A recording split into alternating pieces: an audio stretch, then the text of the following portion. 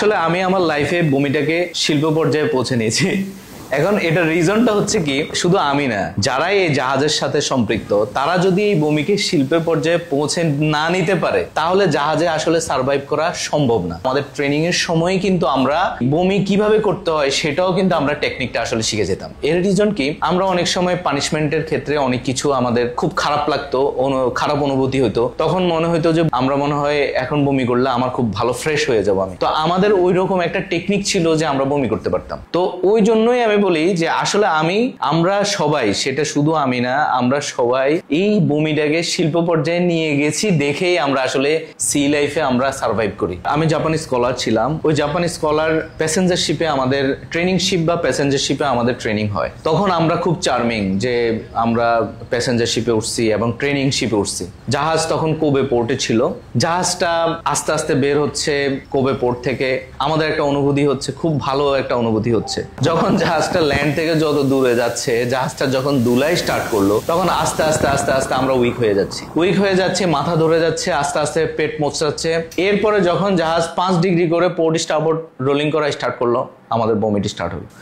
আমরা যে ট্রেনিং করলাম এর আগে, এত ট্রেনিং, এত কিছু, তাও আমরা বমি থেকে আসলে রক্ষা পাই না। সি সিকনেস থেকে আসলে রক্ষা এত সহজে আসলে পাওয়া সম্ভব না। আমাদের লং টাইম সি এক্সপিরিয়েন্সের মাধ্যমে সি সিকনেসটা আসলে এখন কন্ট্রোলে চলে আসছে। এরপরে আমি ক্যাডেট হিসেবে যখন কমার্শিয়াল জাহাজে উঠলাম, জাহাজটা যখন সেল শুরু করলো, জাহাজটা হচ্ছে ছোট এবং চলতে হচ্ছে প্রশান্ত মহাসাগরে। Tremendous rolling, port starboard more than 30 degree, ডানে বামে 30 ডিগ্রির উপরে রোল করতো জাহাজটা, যেহেতু জাহাজটার ছোট জাহাজ বাট প্রশান্ত মহাসাগরের লং সোয়েল। এখন আমরা দেখা যাচ্ছে যে আমি এবং আমার আরেকটা ব্যাচমেট ছিল, আমরা বমি করতে করতে করতে করতে আমরা দেখা যাচ্ছে যে আর আমাদের স্ট্রেংথ নাই। আমার ব্যাচমেট আমার চাইতে বেশি স্টেমিনা ছিল, ওর একটু কম হইতো, কিন্তু আমার একটু বেশি হতো। আমি প্রতিদিন সকালে, এখন চিফ অফিসার দেখতো যে আমি তো পুরো কাহিল হয়ে গেছি। চিফ অফিসার যখনই আমাকে সকালবেলা জিজ্ঞেস করতো, আমি চিন্তা করলাম যে আমাকে যদি চিফ অফিসার সারাদিন ধরে রাখে তাহলে তো সারাদিন আমি মরেই যাব, বমিট করতে করতে আমি তো মরেই যাব, সি সিকনেস এত ভয়ঙ্কর। তখন আমি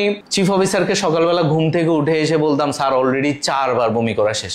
উনি আমার প্রতি একটু উইক হয়ে যেত যে ছেলেটা তো এখন অলরেডি উইক হয়ে গেছে। কাজ স্টার্ট করতাম, কাজ স্টার্ট করে কিছুক্ষণ পরে দৌড় দিয়ে বলতাম, স্যার একটু ওয়াশরুমে যাবো, গিয়ে বমিট করে আসতাম, আসাই আবার বলতাম যে স্যার এটা 5 নাম্বার বার হলো। তখন আবার সেখানে স্যারে চুপ করে তাকায় থাকতো যে দেখি আরো মনে হয় আরো 1 বার 2 বার করলে ছেড়ে দিব। এরপরে আবার দেখা যায় 15-30 মিনিট অথবা 1 ঘন্টা পরে আরেকবার করতাম, করার পরে এরপরে স্যারে বলতো যে ওকে যাও। তার মানে হচ্ছে যে ডেইলি দেখা যাচ্ছে সকালবেলা এখন 2 বার, 2 ঘন্টা 3 ঘন্টার মধ্যে স্যারে ছেড়ে দিত। আসলে জাহাজটা ট্রিমেন্ডাসলি আপনার রোলিং করতো, পিচিং করতো, জাহাজটা ঢেউয়ের সাথে উঠতো, উঠে ধপাস করে পড়তো, পড়ে একটা এরকম একটা ভাইব্রেশন দিত যে আর পেটে কিছু ধরে রাখা আসলে এটা পসিবল না। এটা আমি না, এটা কারো পক্ষে পসিবল না। হয়তোবা যারা সিনিয়র সিফেরার আছে তারা অলরেডি কন্ট্রোল করতে সক্ষম, বাট সি সিকনেসের যে ব্যাড ফিলিংস সেটা আসলে সবারই হয়, জাহাজের বমি কিন্তু সবার হয় না। আমাদের যে জাহাজটা, এই জাহাজটা ছিল রোলিং পিচিং এর জন্য খুবই প্রসিদ্ধ জাহাজ। প্রথমে মনে হতো যে মনে হয় 1-2 মাস পরে ফিট হয়ে যাব, আর বমি হবে না, কিন্তু ফিট তো হচ্ছে না, মাসের পর মাস যাচ্ছে, ফিট হচ্ছে না। তখন ভাবলাম যে না, এখন পজিটিভ অ্যাটিটিউডে যেতে হবে, বমিটাকে পুরো শিল্প পর্যায়ে নিয়ে যেতে হবে। জায়গায় জায়গায় জাহাজের এমন কোনো জায়গা নাই যে আমি বমি করি নাই। জাহাজের ফরওয়ার্ডে কাজ করতেছি, সেখানে বমি করছি, জাহাজের কোনায় কোনায় বমি করছি, জাহাজের ইঞ্জিন রুমে গেছি, সেখানেও বমি হয়েছে। জাহাজের আনাচে কানাচে ডানে বামে সব জায়গায় বমি করছি। এখন বমি করে আসার পরে যেহেতু আমি ক্যাডেট, বমি করে আসতে পালাই চলে আসতাম। এরপরে দেখা যাচ্ছে যে সবাই বলতো যে হ্যাঁ ক্যাডেট তো আজকে এখানে, এরপর নিজেরই ক্লিন আপ করতে হতো। আমরা তো আসলে যখন সিভিয়ার রোলিং হয় তখন খাওয়া দাওয়া খুবই টাফ হয়ে যায়। টেবিলের উপরে তো প্লেটই রাখা সম্ভব না, যে খাওয়া দাওয়া আসলে বন্ধ হয়ে যায়। ম্যাক্সিমাম মানুষই খেতে পারে না, কিছু মানুষের খিদা বেড়ে যায়, আর ম্যাক্সিমাম মানুষের খাওয়া দাওয়া একটু কম খায় এবং সামান্য কিছু খেয়ে সার্ভাইভ করে। আমি এখন অনেক খিদা লাগছে, এখন হাংরি, খেতে গেলাম, খাওয়ার মধ্যে মনে হচ্ছিল যে খুব বেশি বমিট ফিল করতেছি, খাওয়াটা ভিতরে হজম হচ্ছে না, মনে হচ্ছে যে এটা অলরেডি রেডি ফর বমিট। তখনই ডাইনিং রুম থেকে দৌড় দিয়ে বের হয়ে দেখি যে বাইরে ক্যাপ্টেন আসতেছে। এখন ক্যাপ্টেনরে দেখে দাঁড়াইতে গিয়ে ওয়াশরুম পর্যন্ত পৌঁছাতে পারিনি, ক্যাপ্টেনের সামনেই বমিট করে দিয়েছি।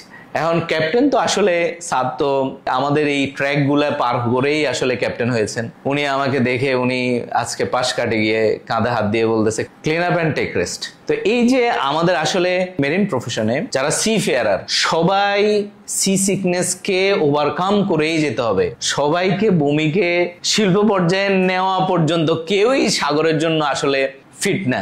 যতদিন পর্যন্ত সে এই বমিটকে শিল্প পর্যায়ে নিতে না পারবে সে ততদিন পর্যন্ত সাগরের জন্য ফিট হবে না। আর যখনই এটা শিল্প পর্যায়ে নিয়ে যাবে সে এনজয় করবে সাগরকে।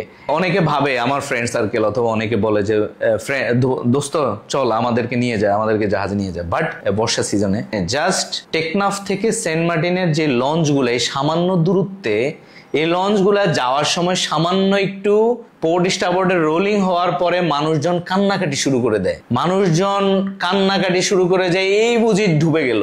কিন্তু যখন আমাদের জাহাজে করে মানুষজন যখন সাগরের মাঝে চলে যাবে, প্রশান্ত মহাসাগরের মাঝে চলে যাবে অথবা আটলান্টিকের মাঝে চলে যাবে, তখন মানুষজন চিন্তা করবে যে আমাকে ফ্লাই করে এখান থেকে পাঠাও, আমি এখানে আর কন্টিনিউ করতে চাই না। আসলে এটার জন্য ফিটনেসের প্রয়োজন, এখানের জন্য ট্রেনিং এর প্রয়োজন।